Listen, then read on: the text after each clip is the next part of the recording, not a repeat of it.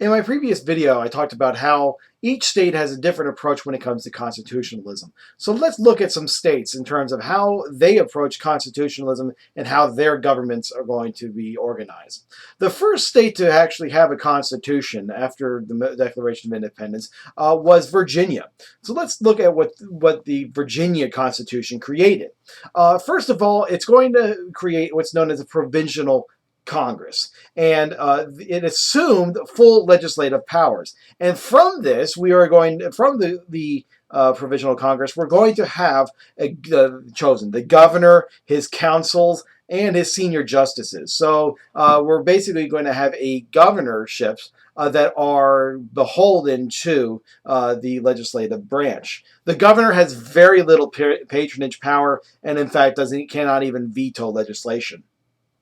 And the lower house is going to be annually elected, whereas the upper house of the Virginia Congress is going to be elected every 4 years. Now, in steps a founding father that honestly has not really gotten much credit, and his name is George Mason. Yeah, we got George Mason University, but really, I mean, George Mason is not a household name like George Washington, Thomas Jefferson, and Alexander Hamilton.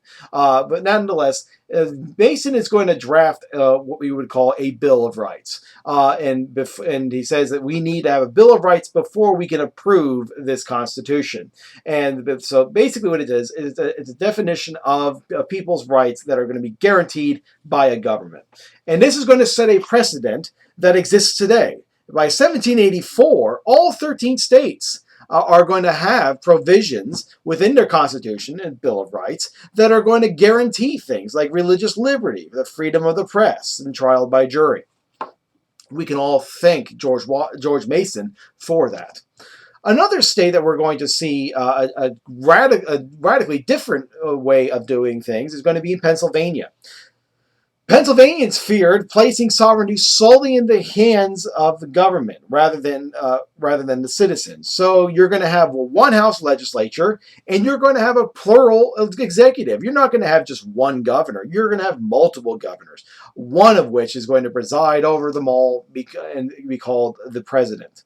They're going to have annual elections. They're going to, and the legislative sessions in Pennsylvania are going to be public, and representatives also are going to have term limits.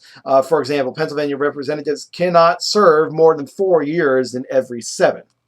Now, unfortunately, this system really never works. It's too wieldy, it's too complicated, and the needs of the war are going to complicate the system even more, to the point that it really never takes off the ground. But it kind of shows you a different way of doing things.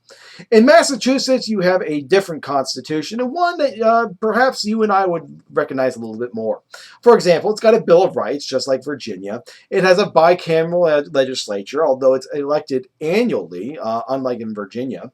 And its governor is actually elected by the people, and he had veto power. And however, the legislature could override this veto with a supermajority of votes, the 2/3 majorities in both houses.